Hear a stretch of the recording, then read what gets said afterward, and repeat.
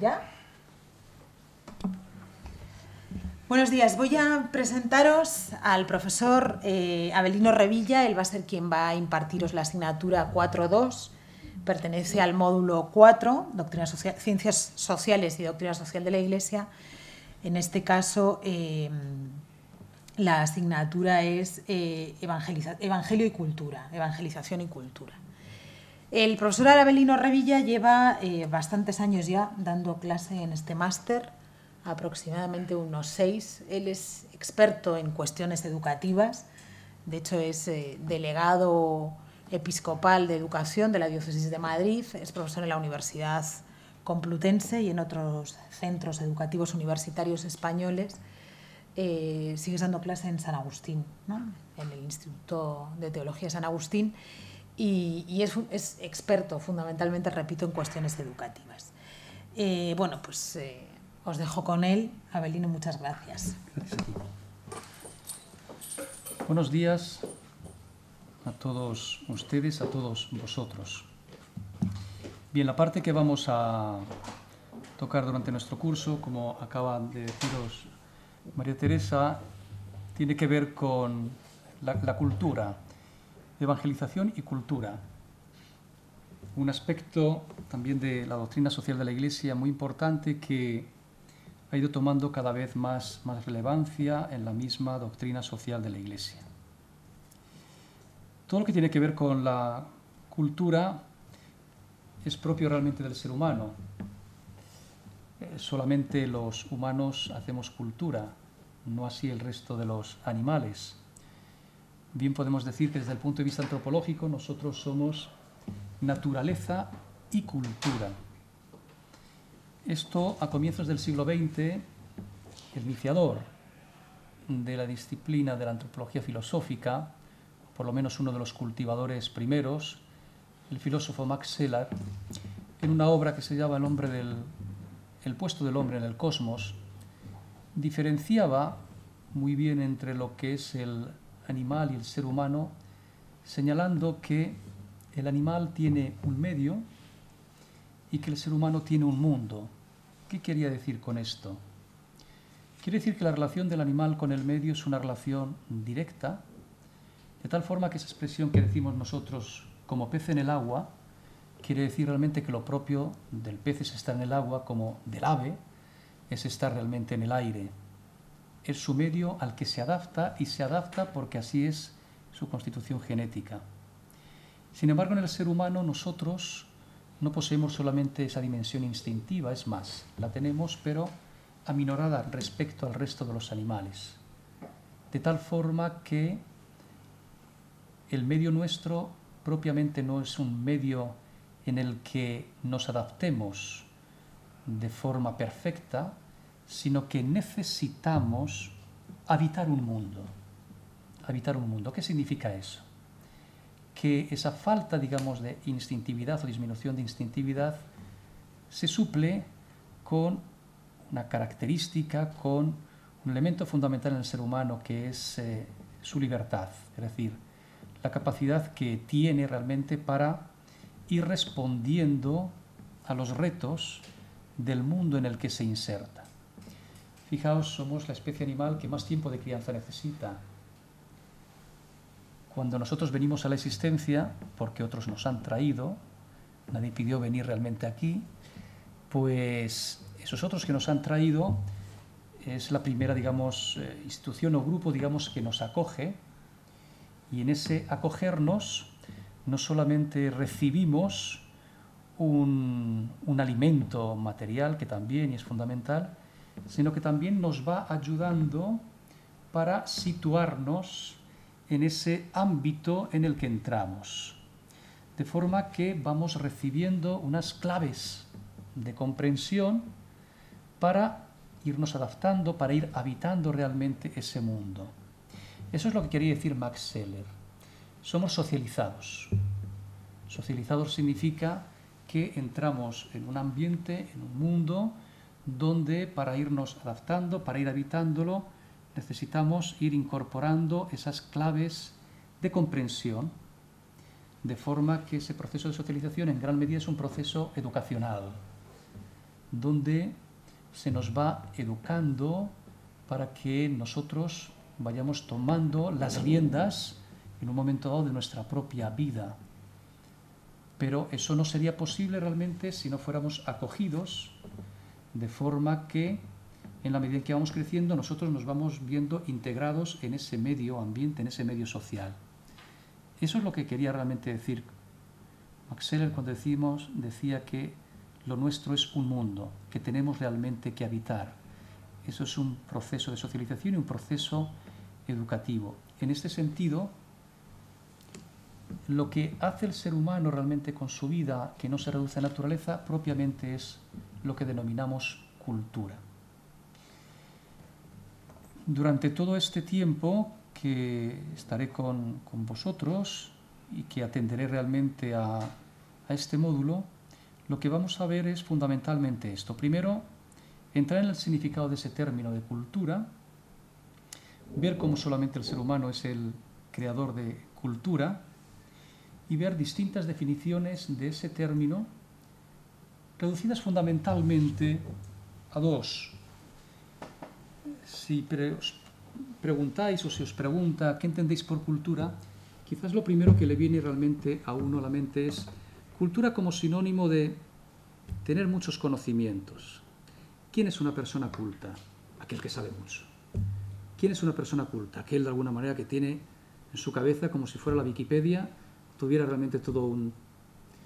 Cultura como persona que refina, digamos, su espíritu con conocimientos.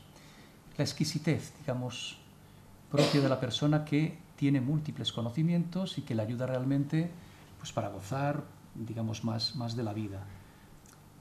Ese es un sentido antropológico, algunos dirían también elitista de cultura, porque no cabe duda que en épocas antiguas, ¿quién podía, digamos, tener esos conocimientos si no fuera realmente porque pudiera tener medios para tenerlos? Medios en el sentido de poder viajar, medios para poder tener libros, medios para poder, digamos, hacer investigaciones, etcétera, etcétera.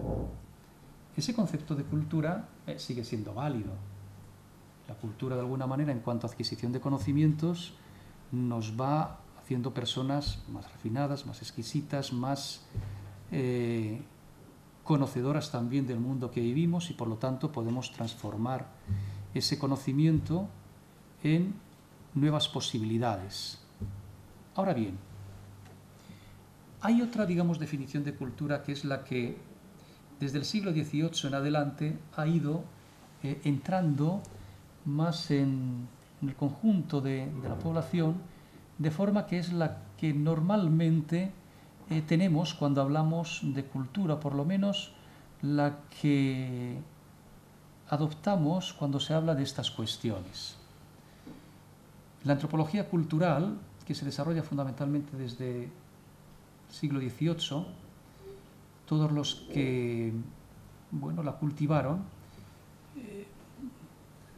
lo hicieron posible gracias a los viajes que hicieron a lugares que hasta entonces nadie se podía permitir ese lujo. No había tampoco ni los grandes barcos para poder ir a sitios, digamos, lejanos. Descubrieron realmente poblaciones en un ritmo, digamos, de civilización muy diferente realmente al nuestro. Esas poblaciones se podía decir realmente que no eran cultas en tanto en cuanto no tenían los conocimientos que teníamos nosotros. Y sin embargo, ellos, concretamente uno de los cultivadores de esta disciplina, Taylor, muy conocido también en el ámbito de la historia de las religiones, porque él se debe la teoría esta del animismo para explicar el origen de la religión. Como antropólogo cultural, repito, da esta definición de cultura. Cultura es lo que hace una determinada colectividad, una determinada población, que no es propiamente naturaleza y que tiene que ver con el conjunto de hábitos, con el conjunto, digamos, de formas de comprensión, de leyes, con las que esa persona o ese, digamos, conjunto de personas habita en un determinado mundo, es decir, se sitúan realmente en el mundo. Esta definición de cultura, desde el punto de vista antropológico, es lo que posteriormente va a permitir hablar ya no solamente de cultura en singular, sino de cultura en plural. Ya no hay una cultura, la referida de alguna manera a el conjunto de conocimientos que tienen las personas pues que han investigado, que saben muchas cosas y que tienen muchos conocimientos. Aquellas, digamos, poblaciones que están en un nivel, digamos, de la civilización muy diferente al nuestro, también tienen su propia cultura. ¿A qué llama usted hay cultura? Pues cómo realmente entienden, digamos, las formas de estar, cómo se relacionan entre ellos, cuáles son de alguna manera sus anhelos, cómo realmente se comportan en las cuestiones fundamentales del amor, digamos, de la caza, etcétera, etcétera. Es decir, el conjunto de elementos que constituyen realmente a esa población, le dan de alguna manera una identidad, y en la que un sujeto, cuando entra, digamos, en esa población, se siente realmente identificado con esa población, porque tiene una serie de elementos que lo caracterizan, elementos que tienen que ver con distintas cuestiones de la vida de esas personas. Esto es lo que nos va a permitir hablar de la cultura de los jóvenes o subculturas, la cultura de la delincuencia, la cultura de los partidos, la cultura sindical. Es decir, el término cultura se aplica a una determinada población, a un determinado grupo, que tiene una determinada forma de estar, de ser, de comprender la vida o de habitar, digamos, un determinado mundo. Claro, alguien puede decir, cuando todo es cultura, ya nada es cultura, porque todo es cultura, es prácticamente todo. Es decir, esta noción de cultura está tentado, digamos, de un cierto relativismo, porque al final se acaba comparando, es decir, la cultura realmente de estas poblaciones, que nunca sabrán realmente quién es Aristóteles, con de alguna manera la cultura de unas personas que puede llegar realmente también a ser mayoritaria, siempre y cuando, digamos, tengan todos esos conocimientos. Cito aquí una obra, un ensayo de hace 2 años del profesor y, bueno, también escritor y novelista Vargas Llosa, que en un libro que se llama La civilización del espectáculo hace una crítica realmente de toda esta concepción de cultura, señalando de alguna manera que la cultura ha perdido ese halo de alguna manera elitista que tiene que tener, en tanto en cuanto, no de elitismo económico, pero sí de elitismo de aquellos de alguna forma que con el esfuerzo logran tener realmente unos conocimientos que luego ponen al servicio de los demás o no, pero que de alguna manera, bueno, consiguen que el resto de la población se pueda luego a lo mejor beneficiar de todos esos conocimientos. Pero eso normalmente ha sido grupos pequeños. Repito que no tiene por qué coincidir con élites económicas. Él critica, dice, bueno, pues ahora cuando cultura realmente es cualquier cosa, la de un grafitero igual que la de Goyo Velázquez, pues de alguna manera la cultura se ha convertido propiamente en un espectáculo. Merece la pena realmente leerlo y hay cosas de algunas formas que estaríamos muy de acuerdo. Ahora bien, cierto es también que esta definición de cultura como el conjunto de alguna manera de formas de entender y de estar realmente en un determinado mundo nos permite de alguna forma entender mejor la forma de situarse las personas en su propio mundo. Cultura sería todo aquello que hace el ser humano con su libertad y que no se reduce propiamente a su naturaleza. Nosotros en el curso lo que vamos a ver es no solamente la cuestión de cultura, sino qué relación tiene esto con la evangelización, qué relación tiene esto con el Evangelio. Es verdad que la Iglesia, sobre todo desde el Concilio Vaticano II, también anteriormente, pero fundamentalmente desde el Concilio Vaticano II, ha reflexionado mucho sobre esto y es una cuestión fundamental para todo lo que tiene que ver con la evangelización. ¿Por qué? Es fácil de comprender.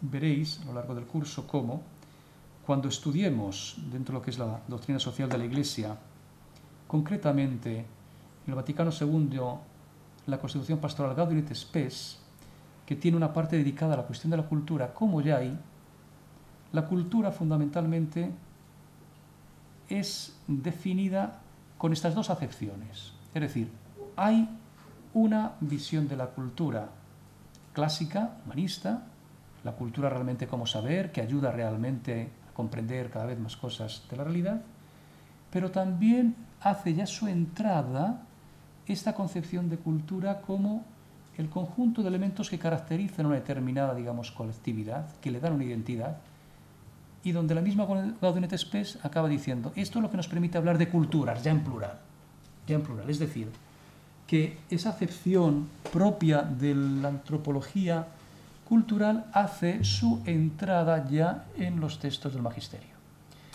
Esa entrada ya es definitiva cuando Pablo VI, en la Evangelii Nuntiandi, 10 años posterior, en el año 75, en una frase que luego se ha repetido muchas veces, en el famoso número 19, hablando de alguna manera de esta cultura y culturas, como aparece, dice ya también en el Vaticano II, en la Gaudium et Spes, señala que el drama de nuestro tiempo es la ruptura entre la fe y la cultura.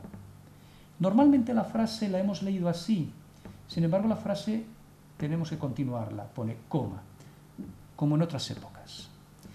Ese como en otras épocas viene de alguna forma a minorar el drama en el sentido, digamos, que lo podemos nosotros vivir, como si fuera realmente una situación única. No, mira. La Iglesia de siempre con este problema se ha encontrado. Es verdad que ahora somos conscientes del mismo. Es verdad que ahora teorizamos sobre esto. Pero en el curso también se irá viendo cómo esta cuestión de la inculturación, aunque la teorización la estamos haciendo ahora, no cabe duda que la Iglesia ha estado inculturando su mensaje desde el comienzo. No tenía otro remedio. Repito, no será, digamos, consciente como ahora de eso que significa inculturación. Pero si tú quieres, digamos, transmitir algo que te viene de un determinado momento y de una determinada situación en un ámbito diferente, cae por su propio peso que lo primero que tú tienes que hacer es darte a entender. Ahí es donde realmente la lengua fundamentalmente es factor de comunicación, no tanto identitario. Primero factor de comunicación.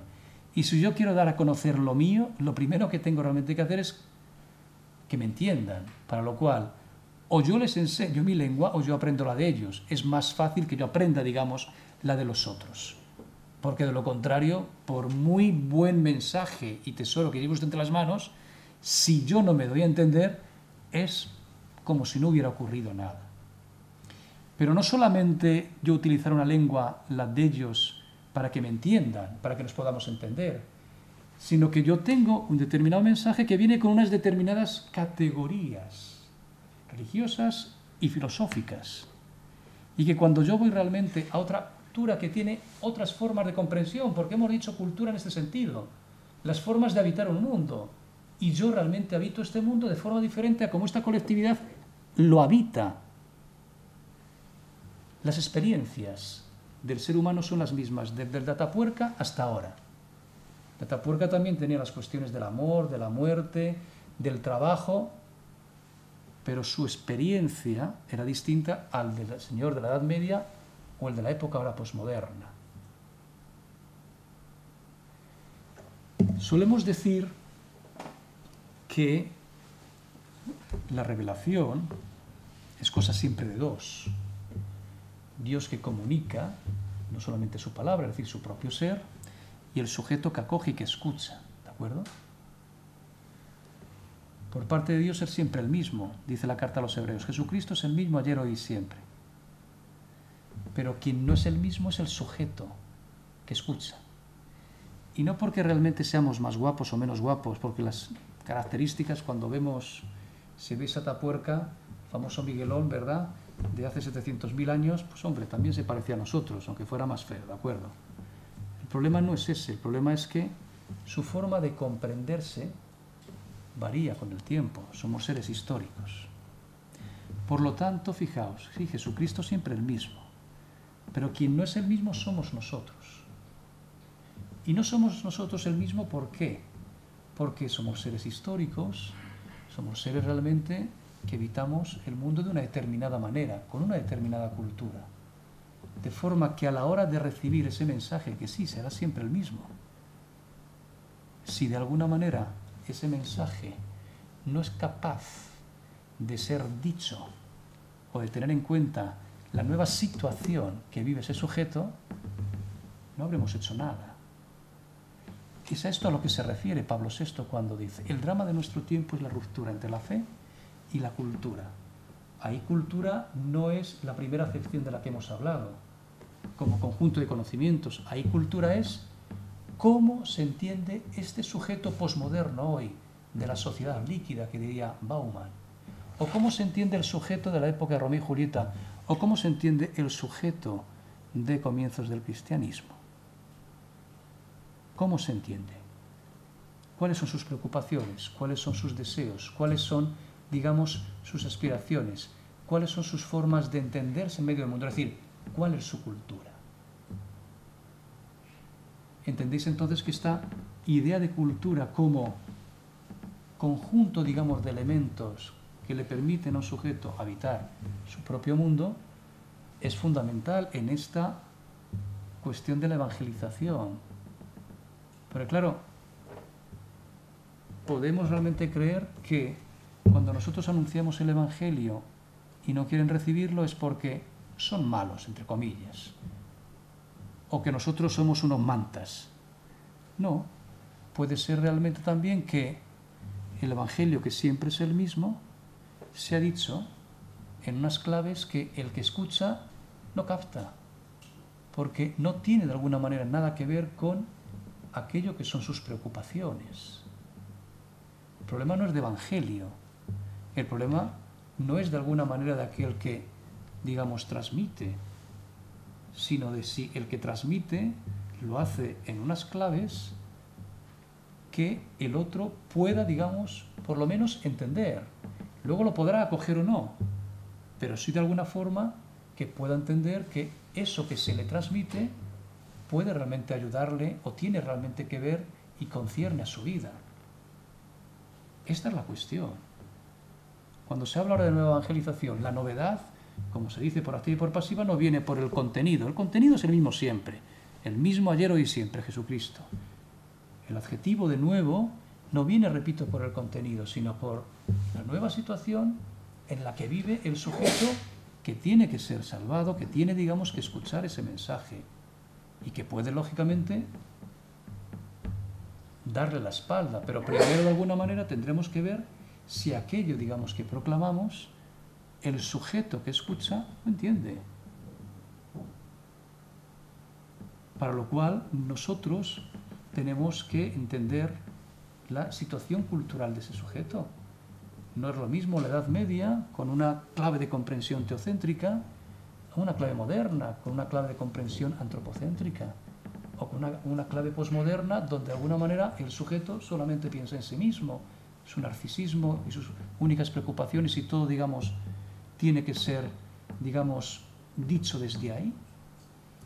Esto es, en síntesis, de lo que va a tratar de alguna manera el módulo. Es decir, cuando hablamos de cultura, ¿a qué nos referimos? Cuando hablamos de cultura, esas distintas acepciones, ¿a qué hacen referencia? Cómo este término cultura ha ido entrando en la doctrina social de la Iglesia. Y cómo, si en un primer momento cultura era entendido como el mismo término del que deriva, cultura viene de colere, cultivar. Cuando hablamos de agricultura, ageragri, colere, el cultivo del campo. Cicerón, por extensión, utiliza el término cultura como cultivo ya no del campo, sino del espíritu. El refinamiento, la exquisitez, es decir, tener conocimientos que le permita realmente a uno cada vez conocer mejor la realidad. Pero luego, esa otra acepción que para nosotros es fundamental, cultura entendida como forma, digamos, de habitar un mundo donde las claves de comprensión de hábitos, formas de entender, etcétera, etcétera, son las de una determinada colectividad. Es eso lo que nos permite, como decía antes, hablar de la cultura juvenil, o la cultura de los mayores, o la cultura de la ancianidad, o la cultura de los partidos.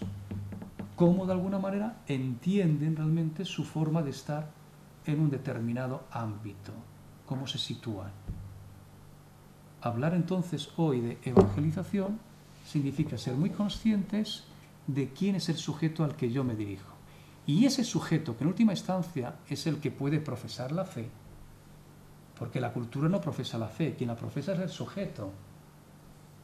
No podemos olvidar, como eso aparece muy bien reflejado en Evangelii Nuntiandi, cuando señala que evangelización no puede ser sencillamente un mero, digamos, barniz por encima para usted contar. No, no.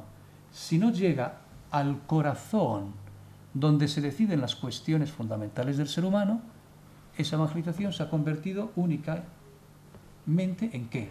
En un barniz. Pero claro, llegar realmente ahí implica preguntarse, ¿este sujeto en qué cultura vive? Claro, ahora se puede comprender mejor no solamente la frase de Pablo VI, sino también el que en los distintos procesos de evangelización, ya sea niños, jóvenes, adultos, uno puede realmente estar trabajando el Evangelio con esos distintos grupos y luego, por ejemplo, el peso que tienen determinadas realidades hoy, como es el medio social, medios de comunicación, el peso que cada vez cobra más Internet, redes sociales, en 2 sesiones te tiran todo un trabajo de 2 o 3 años. ¿Por qué? Porque el sujeto no es solamente lo que tú vas diciendo y él recibiendo. Ese sujeto también está recibiendo ¿desde dónde? Desde otras instancias mucho más poderosas, no solamente desde el punto de vista económico, que también, sino de influencia que lo tuyo. Y donde esa influencia muchas veces es más apetitosa, vamos a decirlo así, que lo que propones tú, que tú siempre propones por arriba, por encima, es decir, mientras que esas otras instancias proponen cosas muchas veces más cómodas. Entonces, cuando luego un grupo de catequistas o cuando otras, digamos, entre iglesias se quejan de que no, trabajar y no. No, sencillamente lo que ocurre es que no es que usted sea malo o el individuo realmente sea sordo, sea peor de otras épocas. Es que no tenemos realmente en cuenta de que no vivimos ya en una cultura con claves propiamente cristianas como en otras épocas se ha vivido. Se lo expresa muy bien en sus 2 libros últimos, don Fernando Sebastián Aguilar, el Evangelizar, donde señala, dejémonos de cuentos, no estamos ya en una época propiamente, en una civilización propiamente cristiana aquí en Europa. Sí, tendrá muchos elementos que nos recuerdan lógicamente al cristianismo y que esa herencia no podemos olvidarla. Pero seamos sinceros, las claves realmente de comprensión de la vida del personal son las que presenta la Iglesia. No. Entonces, como tú de alguna manera quieres evangelizar, anunciar el Evangelio sin tener eso en cuenta, creyendo que basta simplemente lo que dicen en familia cuando lo dicen, o lo que de alguna manera tú, que puedes elegir a lo mejor la escuela, te dicen en la escuela, y en este sentido lo que te dicen en un medio y en otro coincide, pero ¿el gran medio social tiene esas claves de comprensión? No. Y si no las tiene, ¿cómo realmente tú, digamos, pones en contacto una cosa y otra, o evitas que se produzca esa disonancia cognitiva de forma que el sujeto, bueno, no vea realmente que aquí le están diciendo una cosa y aquí realmente otra, que en principio le atrae más. Es decir, si nosotros, en síntesis, no atendemos a los elementos fundamentales de nuestra cultura para reconocer cuáles son esas claves de comprensión y cómo, una vez conocidas nosotros, tratamos de evangelizarlas. Ojo, que no es hacer proselitismo, ojo, que no se trata realmente de eliminarlas, sino entrar en diálogo y hacer ver de alguna manera que lo que plantea propiamente el Evangelio ayuda más a la plenitud de vida que lo que se plantea desde otras instancias. Esta es la cuestión. Entonces, la evangelización ha de tener realmente también en cuenta ese ámbito cultural, porque ese ámbito cultural es quien suministra unas claves de comprensión que es las que viven las personas que viven en esa cultura. Y si esas claves de comprensión de entrada son muy diferentes a lo que plantea el Evangelio, te tienes que preparar de forma muy distinta a cuando esas claves de comprensión ayudan, favorecen o son las que el cristianismo en un momento dado ha podido realmente producir. Aquello que decía Juan Pablo II continuamente, una fe que no se hace cultura es una fe que no ha sido asumida. Esta es la otra gran cuestión. Es decir, la fe no se vive solamente en el ámbito privado, eso es lo que muchos quisieran, tanto adversarios como algunos vagos. La fe tiene también una dimensión pública, no hay más remedio. Lo que se vive en el interior se dice en la azotea, eso no tiene marcha atrás. O sea, la fe tiene una dimensión pública porque el sujeto es un sujeto público, está en medio de la plaza pública y sus convicciones, digamos, las vive realmente desde ese centro que para él es el Evangelio, y desde ahí juzgará todo lo que para él es las cuestiones sociales y otras como cualquier otro ciudadano. Pero entonces sabe realmente que está en medio, digamos, de una sociedad plural donde no tienen por qué participar de esas convicciones. Pero entonces entras en un diálogo y a veces también ese diálogo a veces no resulta fácil porque las convicciones de otros son muy distintas y las claves de comprensión de esa cultura, por ejemplo, muy distintas a las que el Evangelio realmente propone. Esto es lo que significa inculturar el Evangelio, es decir, cómo el Evangelio es capaz de ser dicho también en esa cultura, aprovechando lo que hay de válido y purificando y planificando lo que de alguna manera tiene que ser purificado y planificado. Y cómo realmente eso te lleva, como la otra cara, a evangelizar una determinada cultura, que significa sencillamente proponer el Evangelio como algo que lleva a plenitud una situación en la que ya el Espíritu de Dios ya está presente. Toda la creación ha sido hecha en Cristo. No hay ninguna situación a la que llegue realmente el Evangelio donde no haya huella propiamente de Dios. Eso forma parte de lo que son las nociones básicas de una antropología teológica cristiana. Pero tampoco todo se reduce a que, como ya hay una huella de Dios, ya es suficiente. No, existe esa otra dimensión que denominamos de pecado, por la cual la imagen de Dios ha sido también desfigurada y necesita realmente esa llamada, digamos, de Dios que en Cristo llega a plenitud, lo que denominamos revelación, para llevar realmente esa imagen a su plenitud, que ha quedado desfigurada por lo que denominamos pecado. De esto realmente va a tratar nuestro curso, es decir, plantear esa noción de cultura, ver de alguna manera, pongo ahí distintos elementos en la doctrina social de la Iglesia desde el Vaticano II en adelante. Vaticano II Gaudium et Spes, Pablo VI la Evangelii Nuntiandi, Juan Pablo II Consejo Pontificio para la Cultura, por la importancia que tiene, es decir, como él, pues viendo la importancia que cobraba esta cuestión, hace un consejo, además dirigido pues por notables realmente personalidades, el cardenal Garrón en su primer momento, el cardenal Pupar, ahora el cardenal Rabasi, y como de alguna forma eso ha permitido, de alguna manera, abrirse realmente a el Evangelio de la cultura y, digamos, aprender también los retos de las culturas. Y luego Benedicto XVI lo que denomino el desafío del relativismo.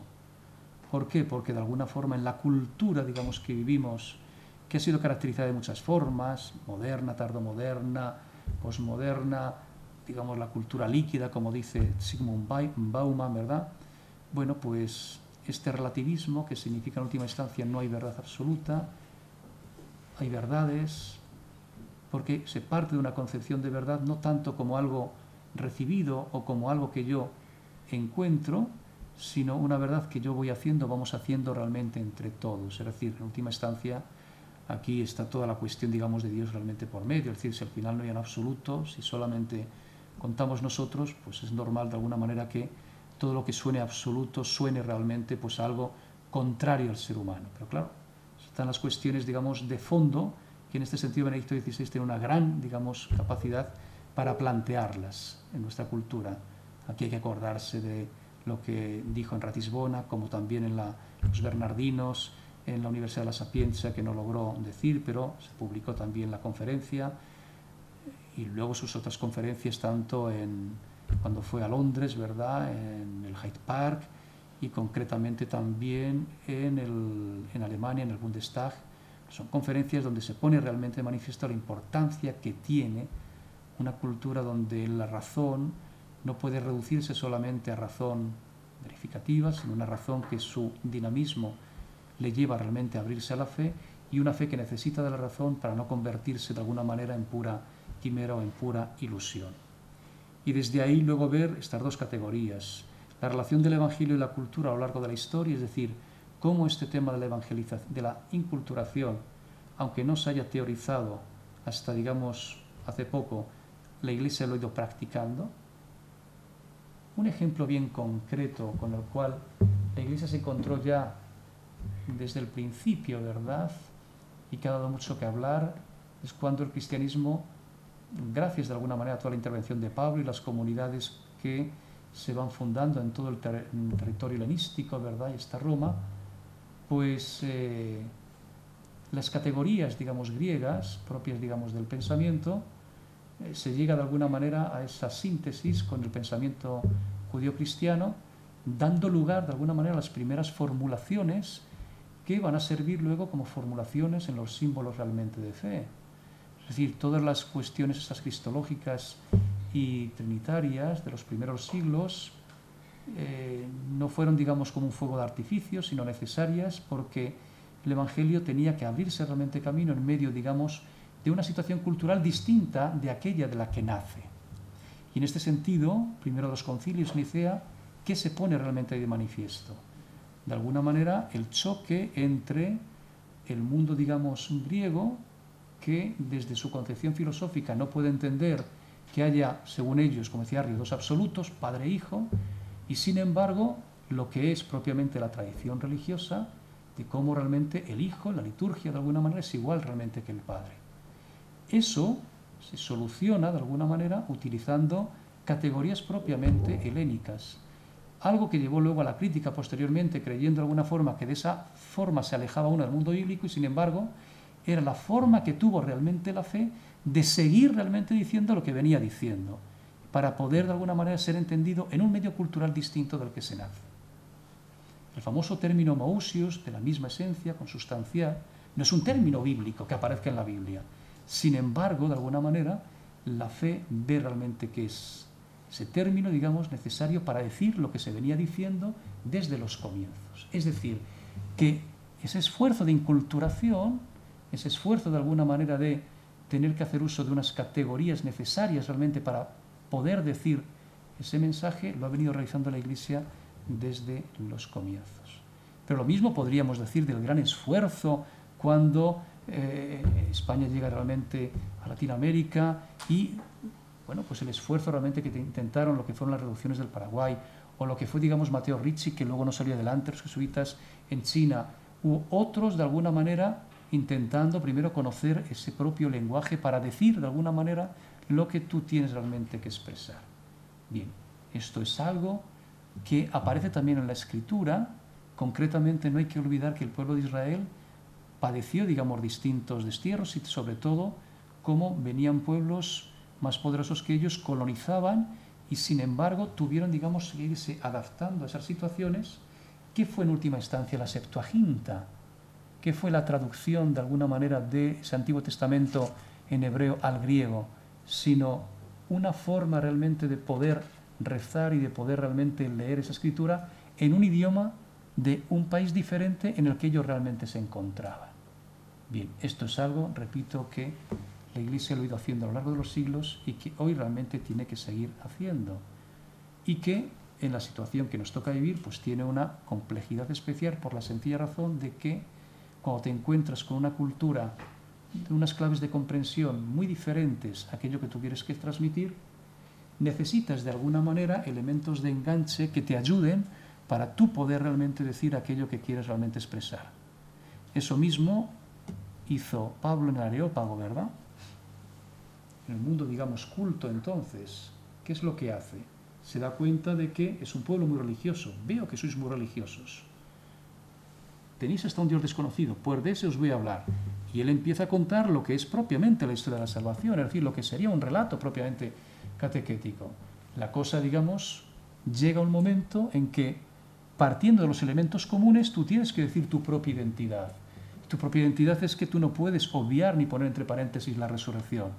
Pero claro, ahí entra ya el choque, porque el pueblo griego le puedes hablar de la inmortalidad del alma, pero hablar de resurrección, de recuperación del cuerpo, cuando es de alguna manera el elemento negativo al que uno, digamos, del que tiene que huir, eso es difícilmente comprensible para ellos. pero ahí realmente se pone de manifiesto lo que es el choque en un momento dado entre un mensaje que tú tienes que decir y que lógicamente tú no puedes adaptar. A mí esa palabra no me gusta, cuando muchas veces entre gente joven, es que la Iglesia se tiene que adaptar. ¿Qué significa adaptar?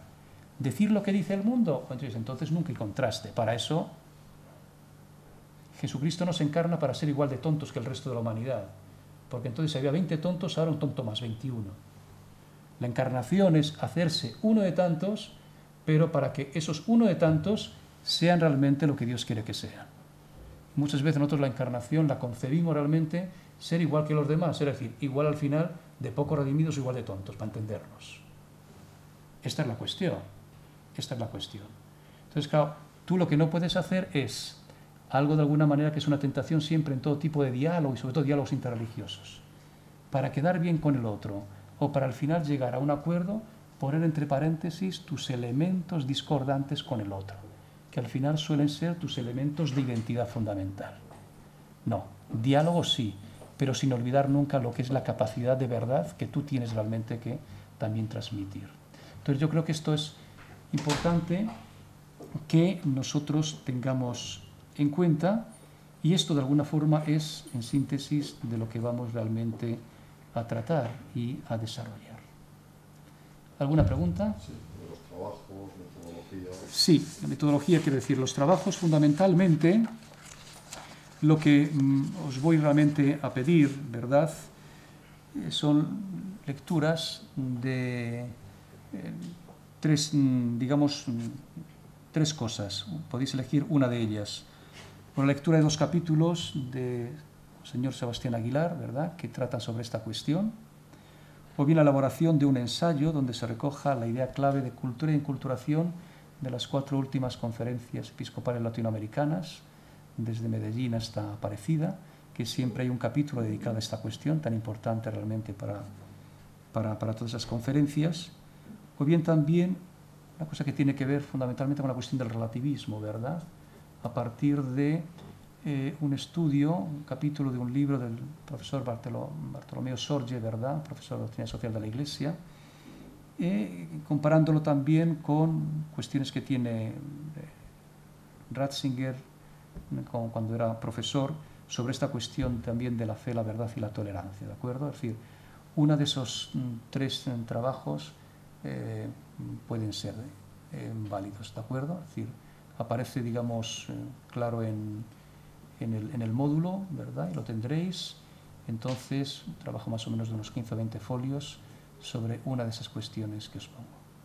Luego intervendremos también en el foro con unas preguntas, ¿verdad?, que tienen que ver fundamentalmente con esto, las dificultades que aparecen a la hora de decir y expresar la fe de la Iglesia en contextos culturales distintos, o también, ¿verdad?, cuáles son los desafíos, digo, los nuevos escenarios. Ese término nuevos escenarios ha sido introducido en los lineamenti, en Instrumentum Laboris del último sínodo de la nueva evangelización y bueno, pues un poco a raíz de eso, digamos, también un poco esta pregunta. Confiemos en que, dicen que ahora al término del año de la fe, la festividad de Cristo Rey, quizás el Papa firme la exhortación posapostólica de este último sínodo, lo cual, bueno, pues nos ayudará porque enriquecerá, digamos, todo este debate. ¿Alguna cuestión más? Bien, tenéis mis datos y eso para cualquier pregunta y esto estamos en contacto vía telemática como estamos ahora, ¿vale? Gracias.